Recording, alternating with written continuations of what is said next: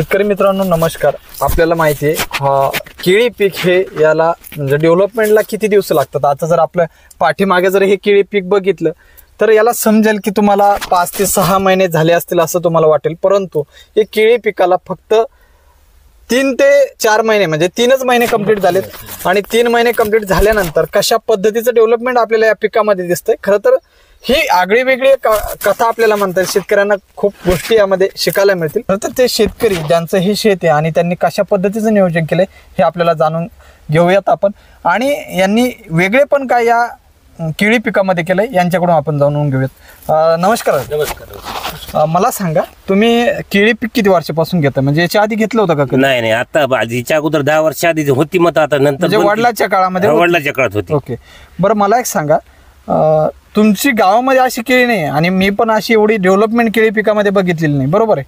तुम्ही पण कदाचित बघितली नसेल दुसऱ्याची।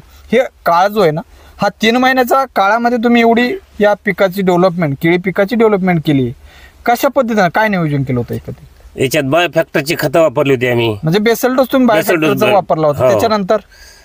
त्याच्यानंतर पुन्हा आणखी जे तुम्ही ड्रिचिंग देणार आहेत म्हणून ते ड्रिचिंग राहिल्या करायच्या। ओके, तुम्ही येणार होते म्हणून थांबले तसे। बर बर बर, म्हणजे तुम्ही फक्त बेसल डोस, हो बेसल डोस मध्ये एवढी बदल तुम्हाला दिसलाय।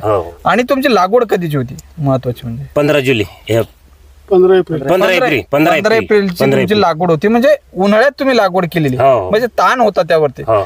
तरी सुद्धा शेतकरी मित्रांनो, ही जर जादू कशामुळे असेल तर ही जैविक खताची जादू आहे। आज आपल्याला जर म्हणजे गरज कशाला आहे जमिनीला, तर जीवाणू देण्याची गरज आहे, आणि जीवाणूच आज जमिनीमध्ये नाही ही गोष्ट महत्वाची, ही प्रत्येकाला समजून घेतली पाहिजे। त्यामुळे ही जर जादू तुमच्या पिकामध्ये दिसत असेल तर फक्त बायोफॅक्टरच्या खतामुळे दिसते असं तुमचं मत आहे? कारण ही जी बायोफॅक्टरची जी खतं आहेत ती एक्सलंट क्वालिटीची आणि बेटर क्वालिटीची ही खतं आहेत किंवा प्रोडक्ट आहेत। याच्यामुळे एवढा बदल आपल्याला हळद पिकामध्ये आणि ऊस पिकामध्ये, त्याचबरोबर अद्रक असेल, केळी असेल, अशा सर्वच पिकामध्ये आपल्याला बदल दिसतोय।